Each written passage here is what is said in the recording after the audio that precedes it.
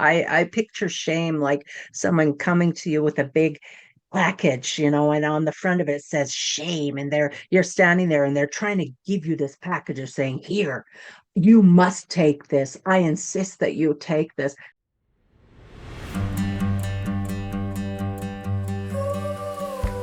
Welcome to Breakups, Broken Hearts, and Moving On with Janice Formicella. I'm Janice Formicella, a breakup coach passionate about supporting others to learn from their breakups, overcome loneliness, love being single, and see the end of a relationship as the beginning of a magical, sexy new chapter in life. I am here each week to share with you the tools that I have learned through my own painful breakups, through hitting rock bottom more than once, and through working with people all around the world to heal their broken hearts. If you are looking for hope and strength to move on from your breakup and resources to enjoy your new life, you are in the right place, and I've got your back.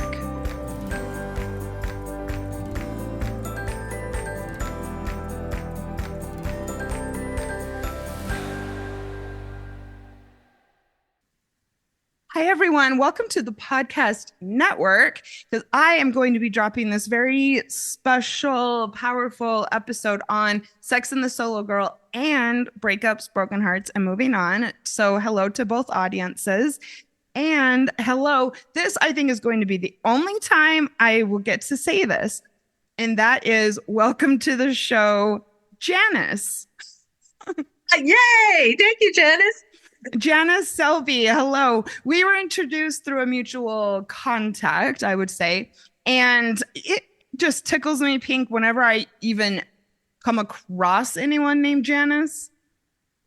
Even like if it's on TV, for instance, it's so surprising. Though there are some high profile TV Janices, obviously Friends, and Janice Soprano, actually, from The Sopranos. Well, and I grew up in the 70s, so Janice was also a Muppet. She was in the rock band.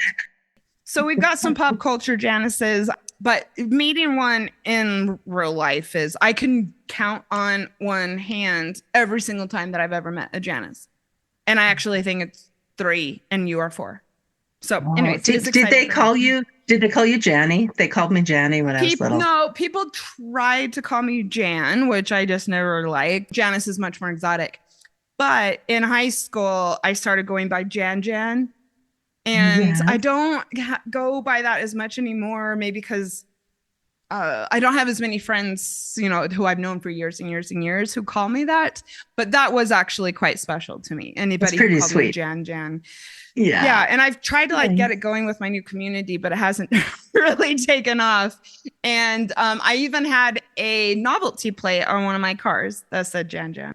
Besides having the same name, though, we also have the shared experience, and I feel emotional already, of leaving high demand religions. Janice is the author and the producer and host of Divorcing Religion, podcast and book. So I'm very grateful to have been introduced to you. I am very active in the Next Mormon community, as you know, and I think you're doing great work. We're going to talk about sexual shame today, which I know is something that you're very passionate about raising awareness around. Is that what you would say? Yes. Yeah, definitely. Because I feel like I experienced it, and I also feel like I inadvertently potentially contributed to it when I was very brainwashed and indoctrinated as a religious mother. Mm-hmm. I have one thing in particular that I was only 16, and so what can I do? But I still to this day have deep regret over outing someone. But we'll talk about that. Can you please tell us, before we get into this, about the podcast and the book, Divorcing Religion? Oh, sure. Yes. So you can see the book behind me. It's called Divorcing Religion, a Memoir and Survival Handbook. And just like it says, the first part of the book is my story, my memoir, about being raised Pentecostal and then doing a deep dive with the Holdeman Mennonites for many years. And I was married to a pastor, homeschooled my children. And then one day it just stopped working for me. And so then I kind of talk about my life after that. And then the handbook is something I developed because I'm a registered professional counselor Yeah. and a religious trauma recovery coach. And I saw that there was a real need for some structure for people to see how their deconstruction and deconversion process could go. And so that's the second half of the book. And I do also have the Divorcing Religion podcast, Divorcing Religion YouTube channel. And on that YouTube channel, that's where I post sessions from my conferences, the Conference on Religious Trauma and Shameless Sexuality, Life After Purity Culture. Those are my big events, and they're on the YouTube channel. And my aspiration would definitely be to get more involved. I want to be a speaker someday. I have been on Divorcing Religion. I will link to that in the show notes. Thank you for having me. I talked about family estrangement, which is important for this community. Let's get into the heart of this. And thank you for having me. I'm so blessed that I get to raise awareness about estrangement. I think it would be great to talk about our experiences. You did just say that you had left religion and then been with the Mennonites, which I saw, and that kind of blew my mind. But kind of in a nutshell, when it comes to leaving religion and then dealing with sexual shame, can you just tell us a little bit about that? I may interject a little with my own experience, and then I'll share, because I think that the Mormons do it brilliantly. They're probably one of the better religious establishments when it comes to leaving people with sexual shame trauma that will last their entire lives. So I'll tell a little bit about mine as well. But please. Yeah, so I grew up in the 70s and 80s, and so we didn't have a name for it as purity culture back then. It's just how good girls, got my air quotes going, good girls were supposed to keep their legs closed, that idea. And my parents were religious. I grew up in a Pentecostal home. And so certainly my mother let me know that it was expected that I would not have sex until I was married. And I would get messages like, she used to say, why buy the cow when you can get the milk for free? That's how men think of, I know, that's how men think of women when it comes to sex. For how men think. That's right. Yes. And I also was very active in my church and my youth and young adult group. And so certainly the expectation was that no one was fooling around or having sex. I can't speak to what anybody else was doing at that time, but I know I was watching myself. And then towards the end of high school, I stopped going to church. We called it backsliding in the day. I had a non-Christian boyfriend. And after 3 years together, we did end up having sex. And I was 19 at the time. And then, to my horror, he broke up with me not long after, just, a few months after. And then all the messages from my mother and from my church, and you're not pure, you're chewed gum, you're, any of those things. Chewed gum. We do that in the Mormon church too. Oh, yeah. Gross. Yeah. You're dirty Kleenex, you're whatever. And it all just came crashing down on me. And I felt so unlovable. I felt like, who would ever want to be with me after I gave away the most important aspect of myself, as if I was nothing more than, my vagina and my virginity.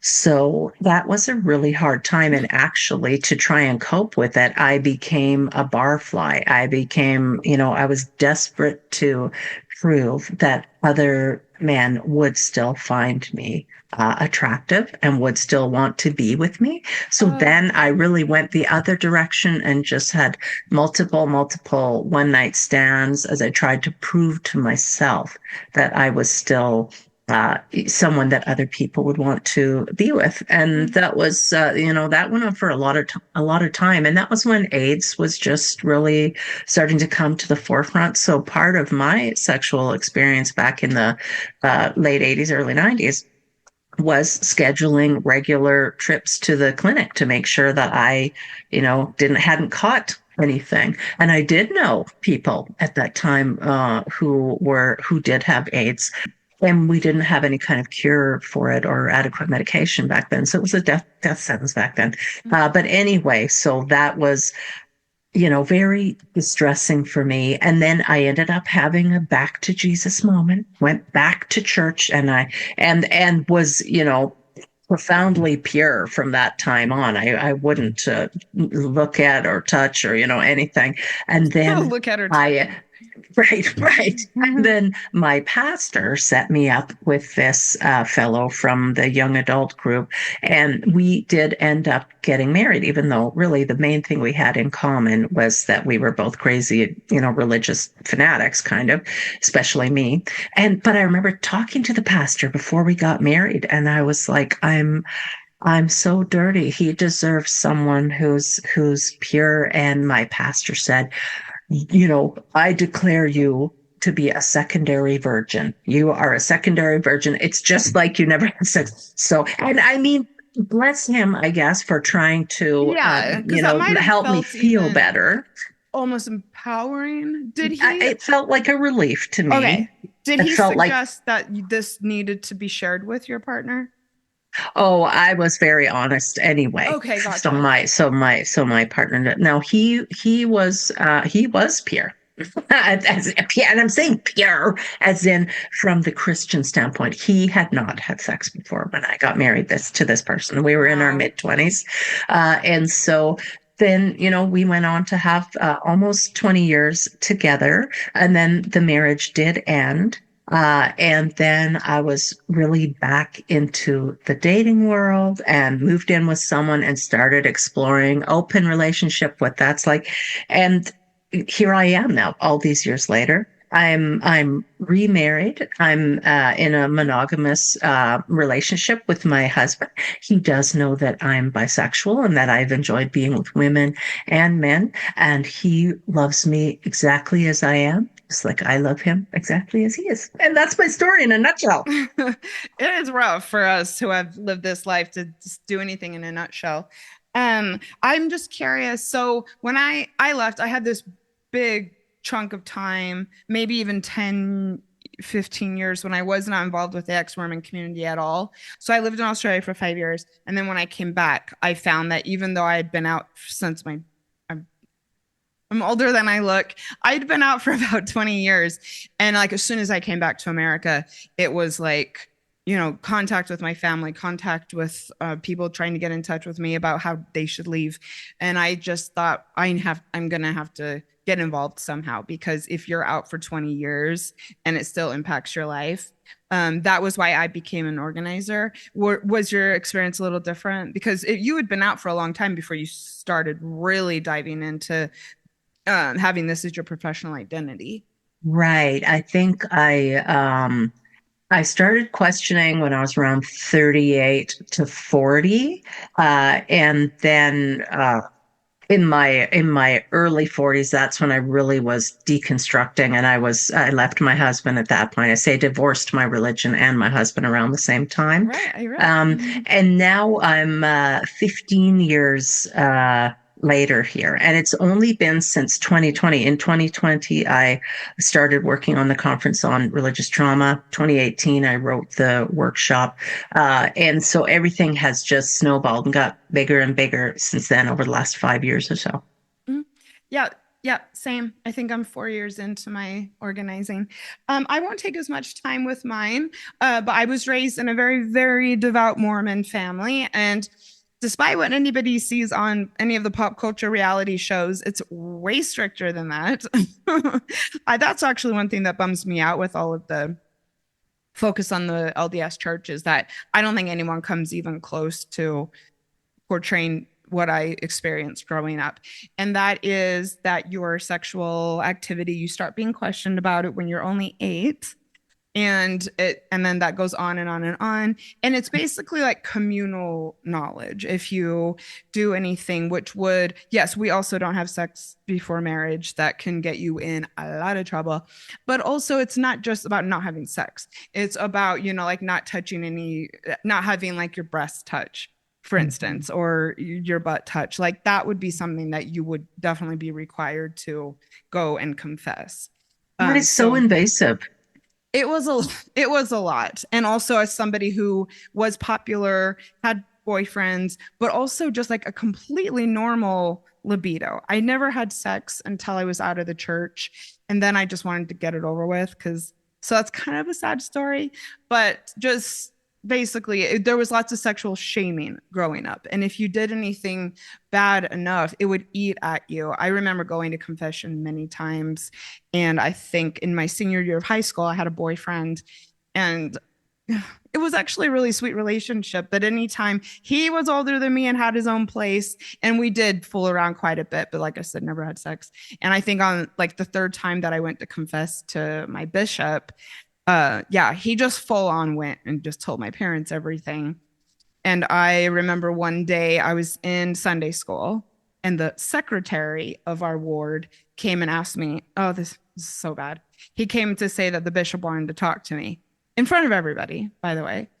And so I go, and yeah, I walk into my bishop's office, and my parents are sitting there. And yeah, he had told them everything. And then I had to just sit there. And I mean, they were both dismayed, embarrassed, all of it. And I remember just sitting in there and just sobbing in front of everybody because he just like wore me down and wore me down. And it was humiliating. So I did end up leaving the church partially because I was forced to go to BYU, and I got out really early, which I'm glad for. Clearly, I was not meant to be a part of this religion. And so I felt because I left so early and I was gung ho, like this church is stupid. And like one of the first things I thought when I decided I wasn't going to be a Mormon anymore is now I'm 19 and I'm probably like the only virgin in my friend group, you know, and I Mhm. didn't want to be known as a virgin. And I just like kind of hooked up with a guy. He had no idea. But I just kept on telling myself, like, but at least you don't have to tell anyone you're a virgin anymore. And I was so relieved. It was not romantic or anything. Um, So it was so like a burden that you wanted Oh, to alleviate completely. yourself I of. thought about Yeah. it all the time. I had Mhm. actually been dating somebody who was much older than me for a 19-year-old. I think he might have been 28 or something. Mhm. And I really liked him and wanted to have sex. And because I never had sex before and he was quite well endowed, it didn't work out. And I remember he was like, so this is so bad. I remember he was like, are you sure you've done this before? And I said yes. But then, like, the next day, I went back to him and I said I hadn't. And you could just see in his face, like, and he even said to me, and you want to give it to me? You know, like, Hmm. because we were dating Hmm. and hanging out. But and I was like, yeah, totally. And he was like, not having any of it, which, I guess good for Hmm. him, kind of. But then, like, I felt rejected because of that. Yes, Yeah, no, seriously. it was it was a challenging time, but I wouldn't say I felt shame. I did then have a few partners, and then I ended up getting with someone who I ended up marrying a few years later. And I left all of the like shit from my religion behind. I will definitely say I have friends who are ex-Mormon for years now who still say they feel embarrassment and shame around sex. I did Oh. not. However, I just want to touch on this really quickly. I was with a man who wanted sex all the time. And if we did not have sex at least of several times a week, I got the cold shoulder, I got blaming. A couple times he said that he had to masturbate more because of this. He would, yeah, give me the silent treatment. And so Oh. that carried me for a few years. And I wouldn't say I felt shame, but I felt shamed. Ow. And yeah, Yeah. no, I mean, one time I had gone overseas, and so we hadn't had sex for 10 days. And then I came back and I had jet lag. And he was so furious that I had not slept with him as soon as I came back. I actually was giving a presentation the next day at my college for a fundraiser I was doing for Afghan women. And he just randomly doesn't show up. And all of my friends are like, where's Colin? And I'm like, I don't know. He's upset about something. And yeah, he told me that night it was because he had thought that when I got back, I was going to sleep with him. That's where I'm coming from. However, right now, very sexually happy. I've always been explorative. When we got divorced, I started experimenting like almost instantly. I think I had my first threesome like 4 or 5 months after. It was a great experience. And Nice. since then, yeah, I've been into kink stuff. I've had wonderful partners, very open about, I have a sex podcast. So I feel I've left it in my past, but a lot of Yeah. listeners maybe haven't. Right. So Wow. I thank you for the work that you're doing in this community just to normalize sexuality thank you. and things like being a part of the kink community, Mhm. exploring these different aspects of ourself, and also in some ways that means confronting some of the unhealthy messages, toxic purity culture indoctrination that we received. And I work with people who have found their time in the BDSM community to be profoundly healing, as it is teaching them it's all about consent. Yeah. And Mm. consent is something that we're not really told about when we're growing up in Not fundamentalist at religious homes. all. And it's one of the most destructive things that establishments like the Oh, Pentecostal religion, the Mormon religion, all we're taught is to not do it. We're not right. taught anything about, yes, consent, control over our own bodies, making decisions on our own. I mean, if you're not meant to do it, why would your parents teach you about consent?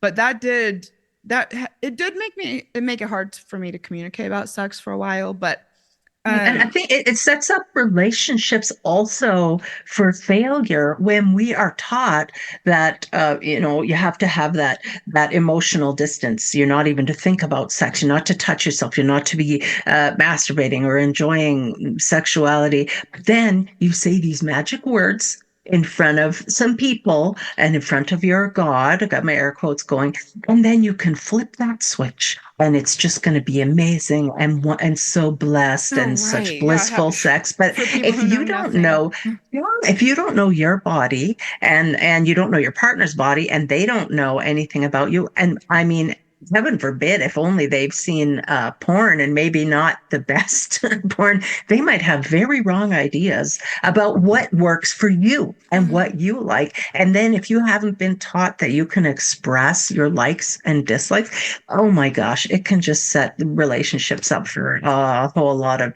dysfunction and dissatisfaction. And not only do these establishments encourage people not to talk about sex and explore their own bodies, we're generally avoidant. And so people are generally not good at communicating because you try to sweep things under the rug. Mhm. And so, yeah, this is why so many people from our churches are getting divorced.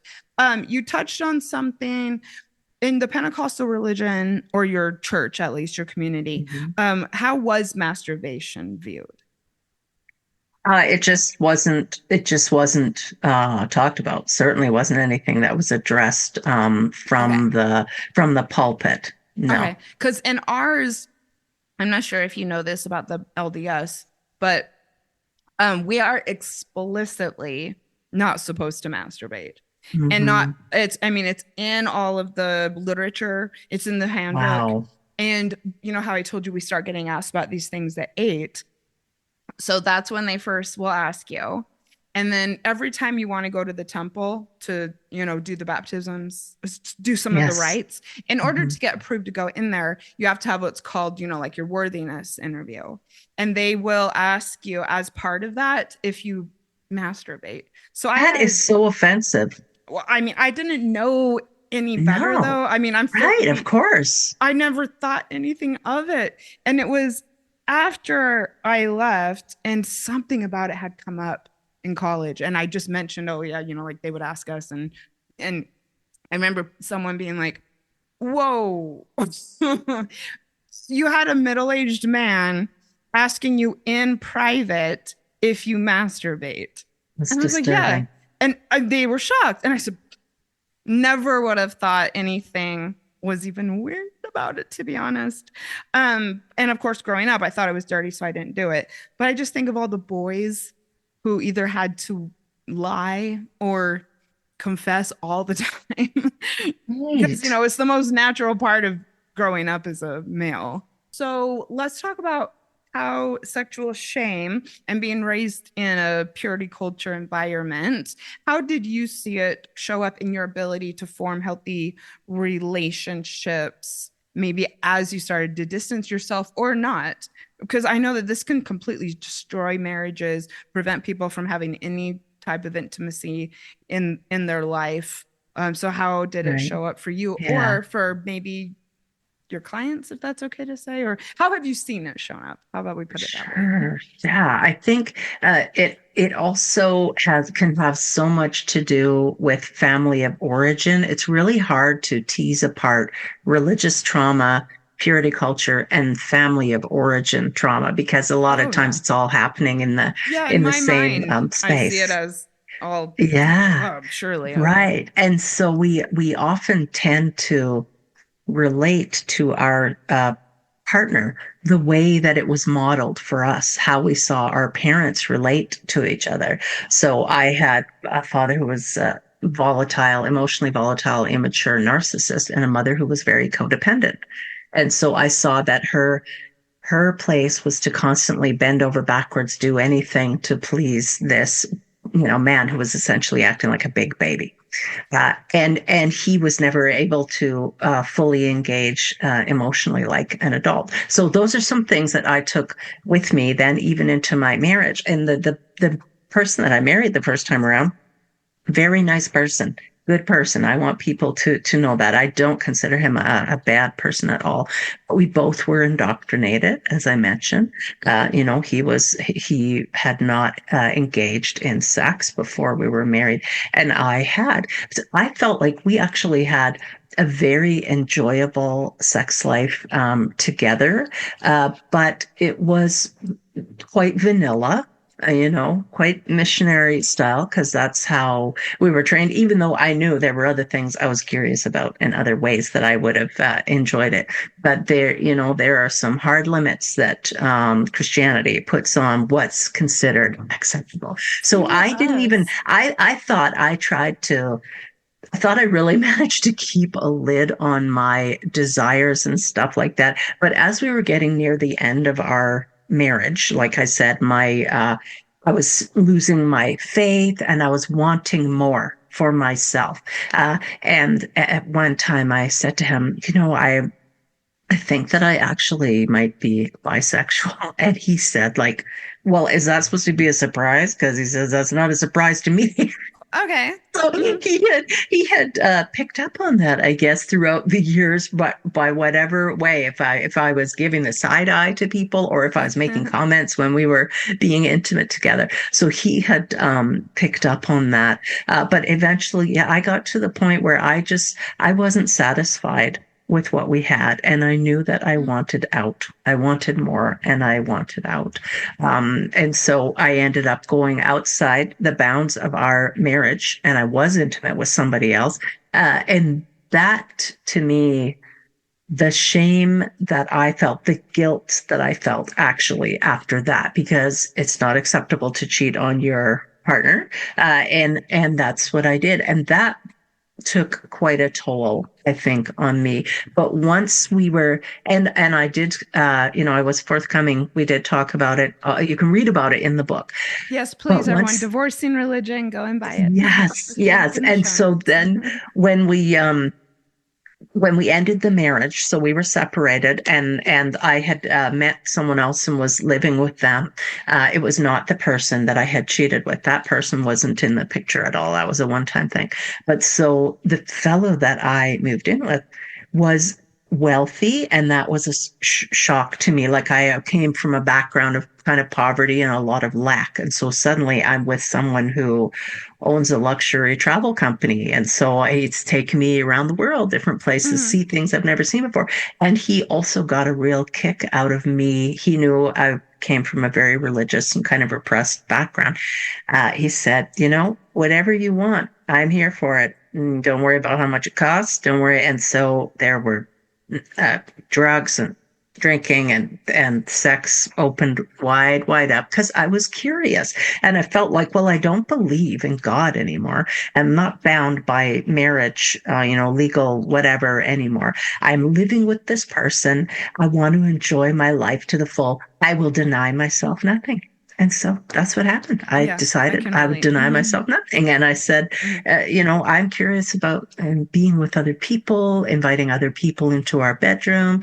Let's explore some of this. And because he also had said he wasn't keen on fences. He didn't want to be hemmed in, is what he said. And so I said, Okay. okay, well then within the limits, I can understand that. If you want to be with other people when you're out of town traveling, as long as you're careful and you don't bring anything nasty back to me, I'm fine with that. But I don't want you being with other people in this town where I live, where people Yeah. I know are.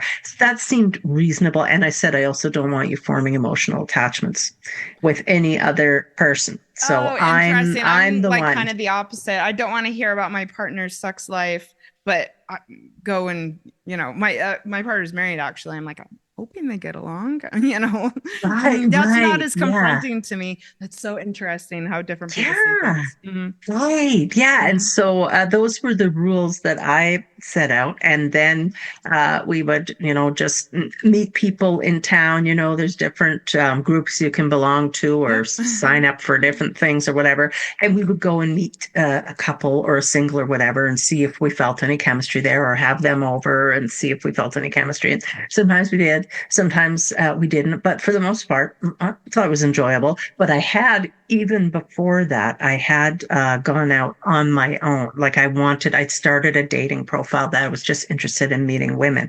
So I knew that that was something that was exciting for me and that I enjoyed it and felt comfortable with that. So I've been with both and enjoyed both. So anyway, yeah, I didn't feel shame.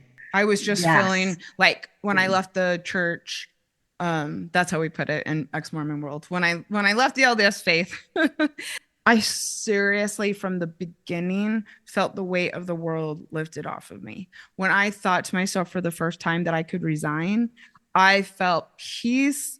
I knew it was the right decision. I felt Oh, free. And so I yeah. did a lot. Still do. I wanted to really quickly touch on the issue of bisexuality because in the ex-Mormon community, it is very prevalent. I believe partially because bisexuality and experimenting with the same sex would be something that you would maybe naturally or tend to do as you're coming and when you're in your formative years sexually. And so I wanted to see what you had to say about that as a counselor. I almost immediately also started experimenting with women. I felt attracted to females. I've had sex with a lot of women. Mhm.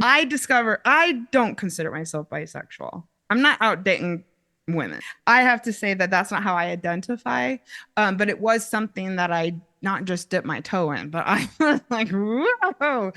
Okay. Yeah. So have you seen it more prevalently in the divorcing religion, post religion community? And like, why do you think that is? Like, I would just love to Yeah. speak to this because as somebody who's organizing these groups, I've just found it fascinating the entire time how many self-identified bisexuals there is. Seriously, got to be like 60% or something. Wow. And are you thinking mostly women?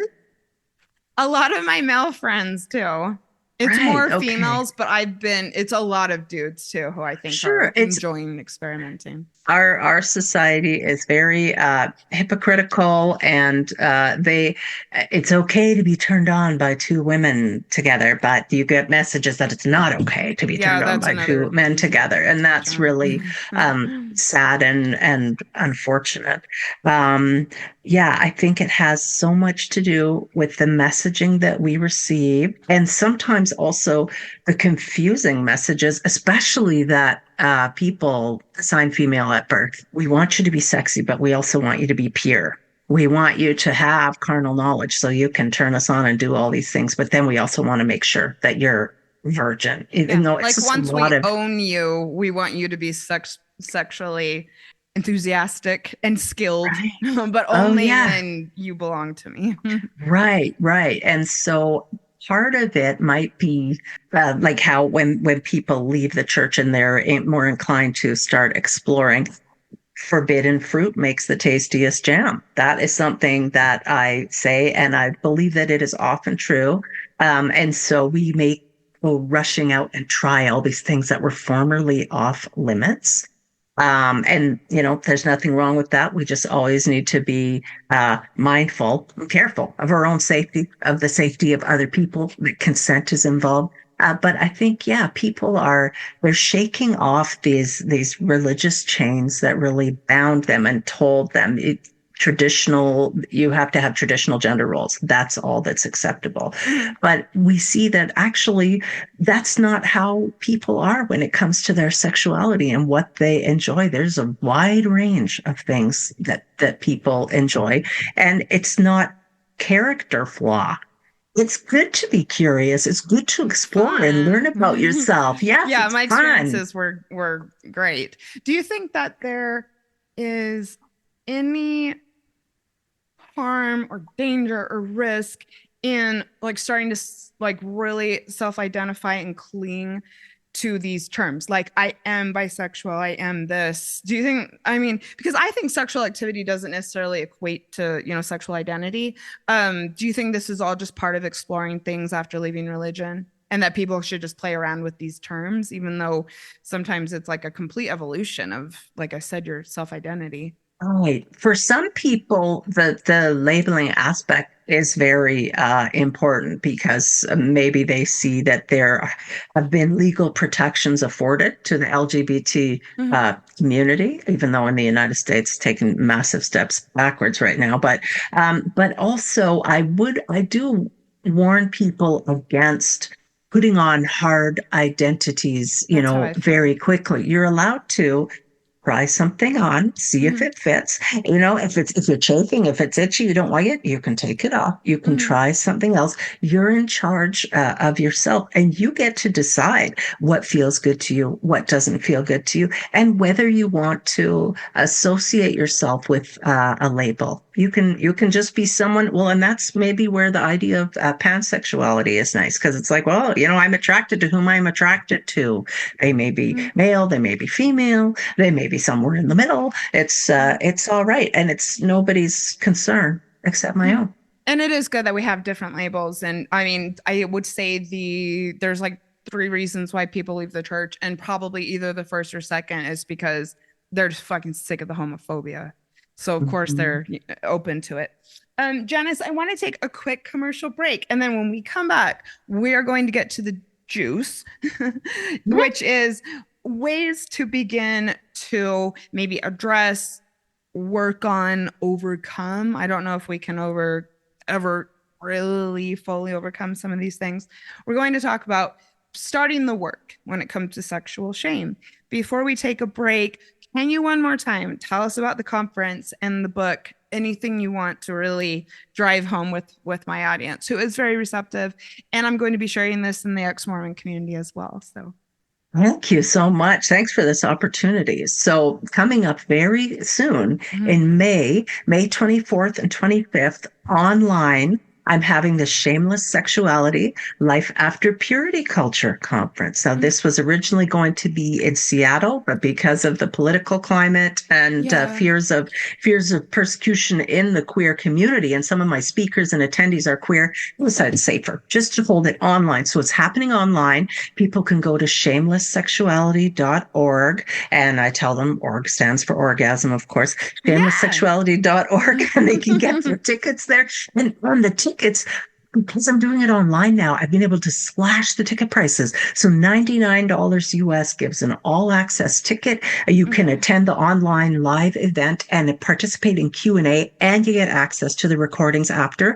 But I also have a $50 resources ticket, and that is just for the recordings only. So maybe Mm. someone's busy on the weekend, they won't be attending live, or maybe they're just really pinched financially right now. They could just spend $50 and get the get the recordings after. And so I have people from many different backgrounds who are experts in sexuality and religious trauma and purity culture who will be sharing and talking throughout the weekend. It's going to be a really exciting time. The other thing I have is people can go to divorcingreligion.com, and that is my website because I am a registered professional counselor and a religious trauma recovery coach and consultant. So I work with people from all around the world. I see people over Zoom and I help them with whatever's going on as they're recovering from their religious trauma. So people can either book a free consultation, they can join one of my free online support groups, they can have access to my YouTube channel for free, or they can make an appointment to meet with me and we can start doing the work together.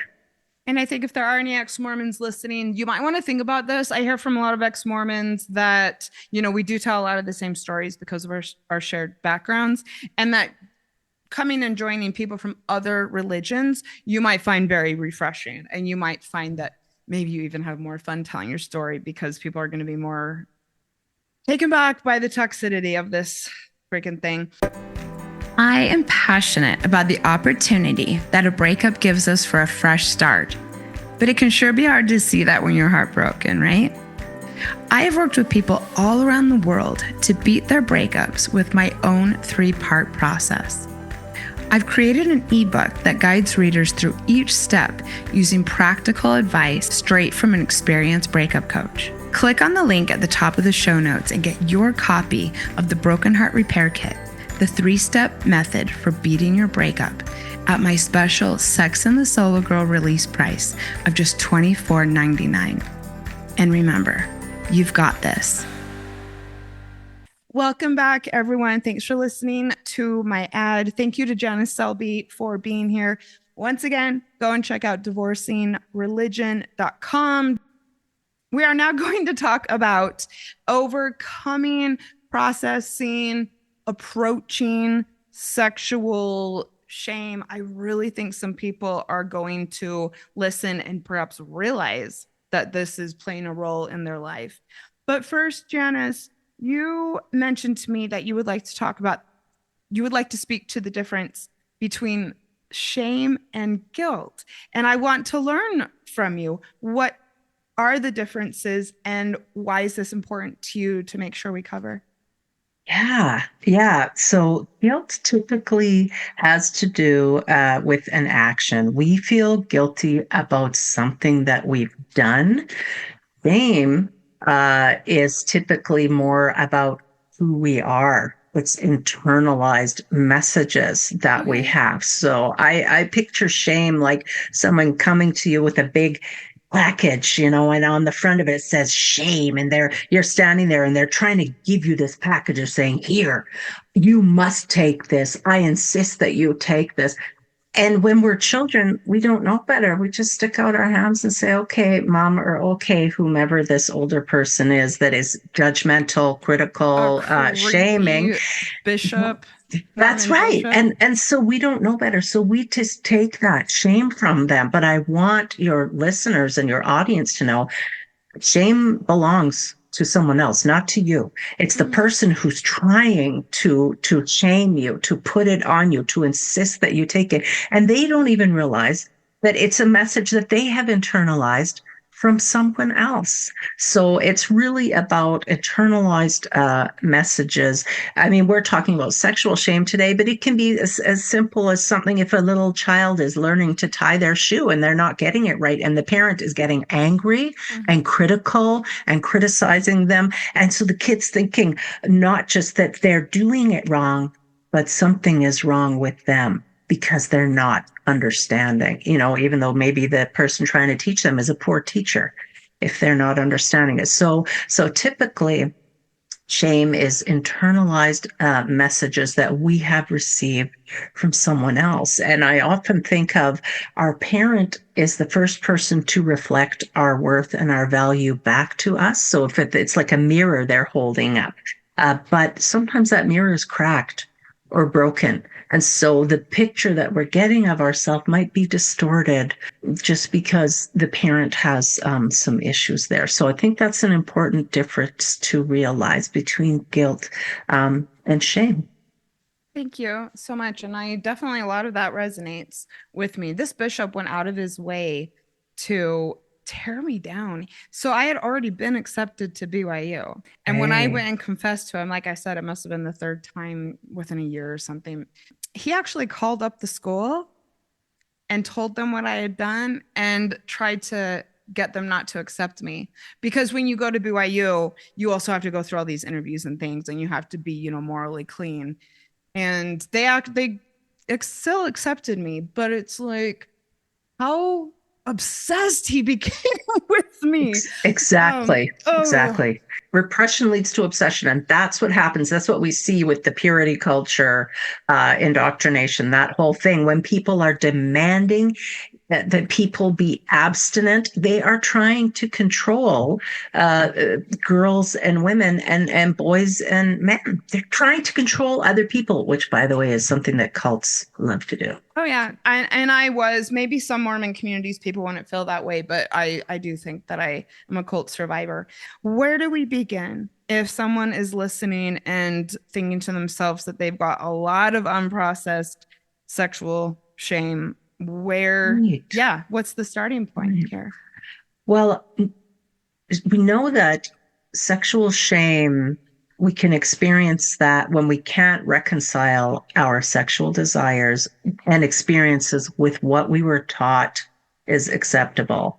So maybe we want more, maybe we want less, maybe we want it differently. We want to try different things, and we've been told that is wrong. You are wrong. It is bad and immoral to enjoy a certain type of sexual activity. So that's where the shame can come in. The first thing I encourage people to do is start to explore the messaging that they received around sex and sexuality. And so we want to think about things like, who gave me this message? How old was I? What was their role in my life? So this can help us be gentler with ourselves. I mean, if you're a child and you're indoctrinated, or even a teenager, and there's lots of manipulation, all these things going on there, we're not responsible for what other people tell us or do to us. So it's really giving yourself some grace from the start. So we want to explore those messages, and even potentially writing them down. This is just basic cognitive behavioral therapy. Yeah. And then thinking of what are more positive and accurate messages that we can give ourselves in place of that. And I wish it was as easy as flipping a switch. For most people, that's not the case, especially if we were told something over and over again. And so I also encourage people to give themselves permission to start exploring what feels good to them. So I often talk about life being like a buffet table, and there's delectable, beautiful dishes, which are experiences as far as the eye can see. Religion would have us starve to death at that buffet table of life, because religion says, nope, that's not for you. You don't get to try that. You get this one meal. They want us to close ourselves to just the most intrinsic part of being human.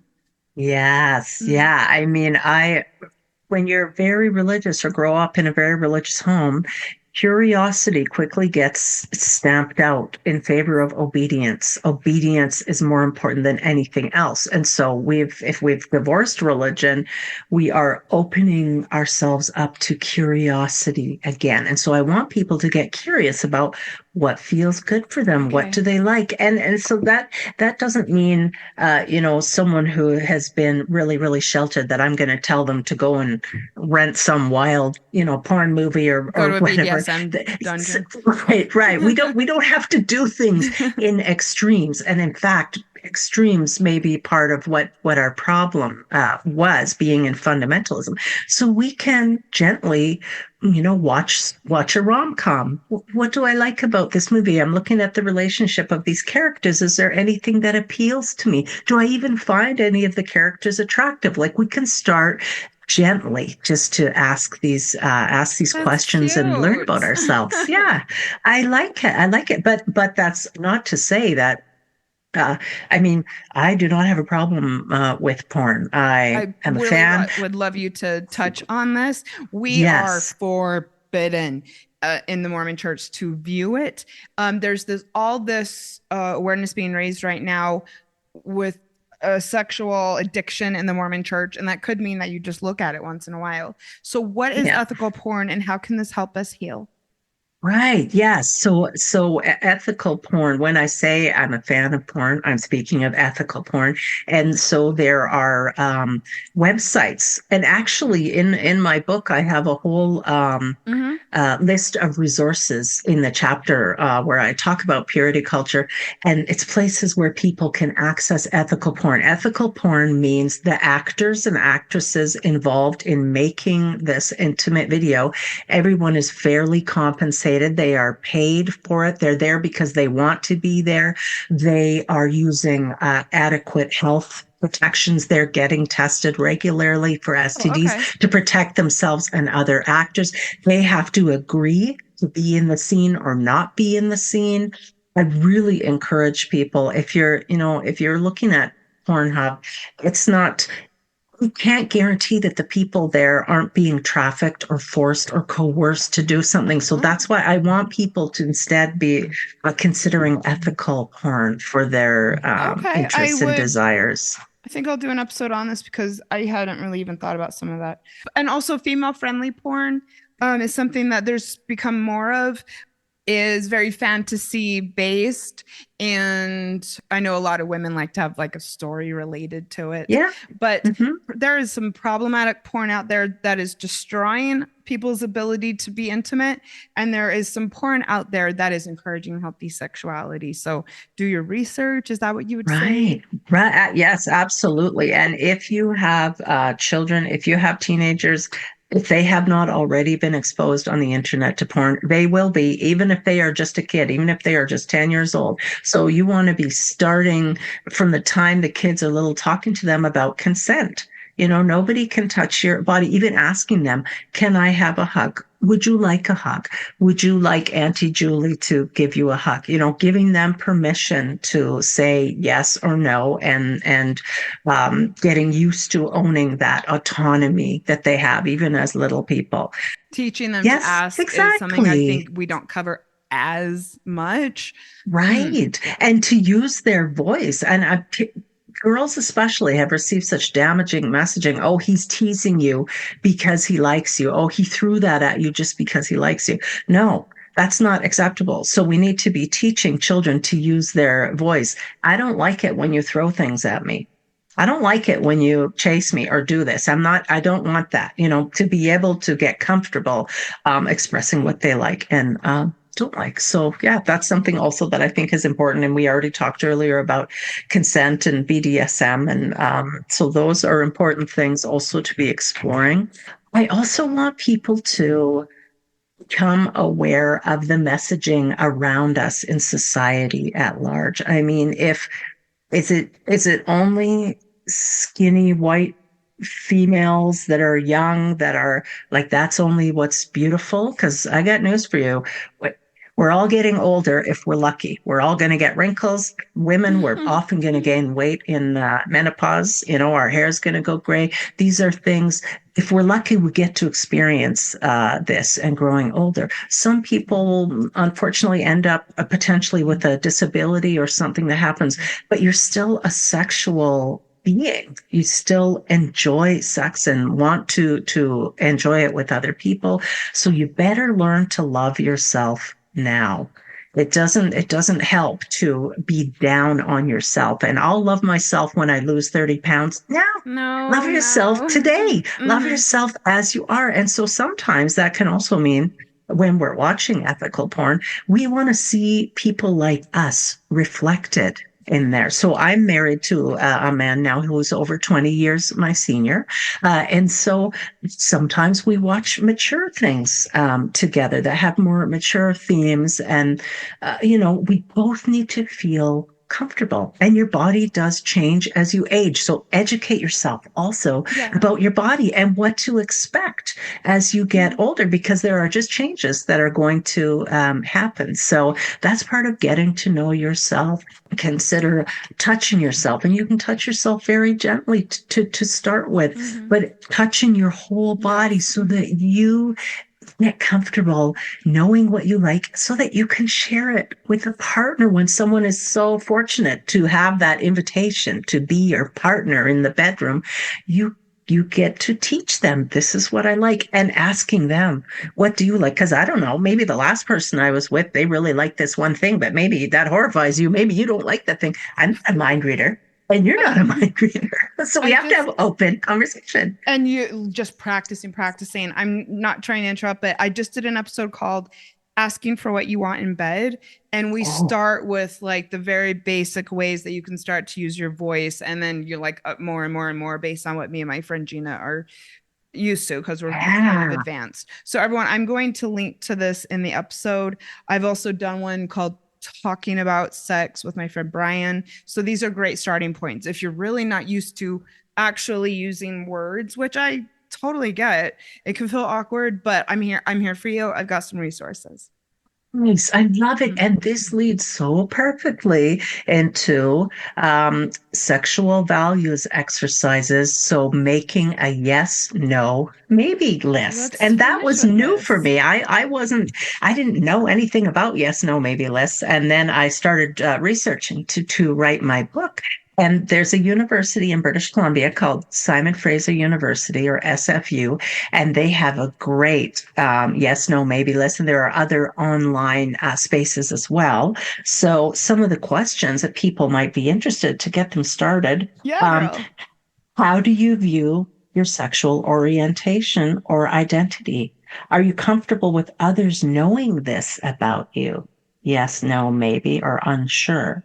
How do you feel about sexting with words or photos? Yes, no, maybe, or unsure. Do you like or dislike sexy talking during sex?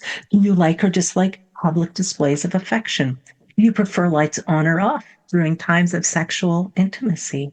Are you open to using sex toys either solo or with partners? How do you feel about discussing intimate sexual details with others who were not there?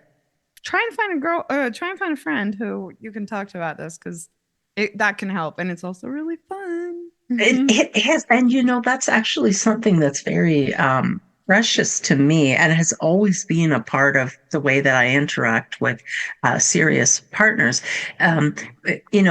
When we enjoy being together sexually, and usually in an evening, then the next day, I'll just bring it up again. Wasn't that fun last night? I really liked it when you did this. Oh, how did you like that? And it normalizes it. And if you're with someone else who also is working on recovery from purity culture indoctrination, it can be so healing and helpful to talk about sex in just a very matter of fact, fun, playful way. You can talk about it. I'm looking forward to our date tonight. I'm wearing something special, whatever, these sorts of things, to normalize talking about it with each other before and after. And that's one reason why texting can be good. Like, you can start with what feels comfortable and build up.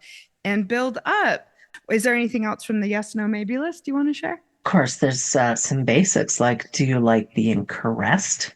If so, where? How about pinched? How about restrained?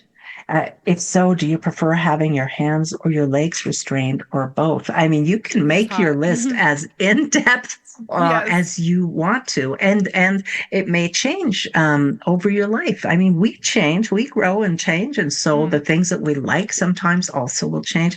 I also want to encourage people to go to my YouTube channel and find the episode.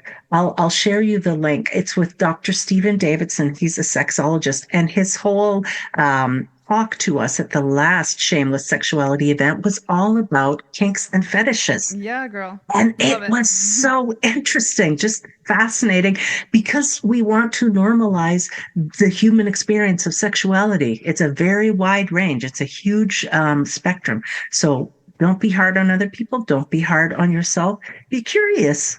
Give yourself room to explore, and make an appointment with a secular therapist or religious trauma recovery coach, someone who understands purity culture. You Recovery. sound perfect. Yeah. I was going to make sure to tell people there are people doing this passionately for a living. Janice is one of them. I think that would be a great place to start. You've got to get some therapy if you are resonating with any of this. Really get support. Get support. You may have no idea like the potential for joy and pleasure that is out there if you can learn how to open it. You deserve it. Yes, agreed. I mean, I really think pleasure is our birthright. Yes, including sexual pleasure. That is so true. I'm so glad you said that. I'm so glad to have met you, and I'm so glad for this episode, and I hope that we'll be able to do more. Everybody, please go and look at Janice's YouTube and everything I'm going to link to in the show notes.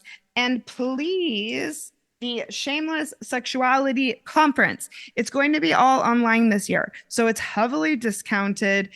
I think also besides all the information, it might be good for some people who are post-religion to network with each other, see what other people are going through. So please go and get your tickets for that.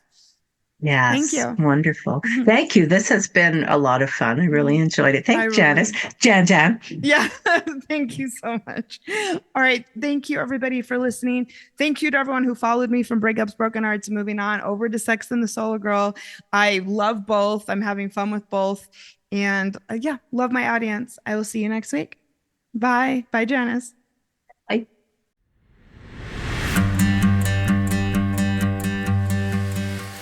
Thank you for listening to Breakups, Broken Hearts, and Moving On with Janice Formicella. I sincerely hope that you found today's episode inspirational or useful. I would love to support you on your healing journey. All you have to do is send me a message on Instagram at Breakups Podcast or email me at breakupspodcast@gmail.com, and I will be in touch to get you started. Remember, if you are struggling with a broken heart, your feelings are temporary. I am sending you so much love and luck for the week ahead. You've got this.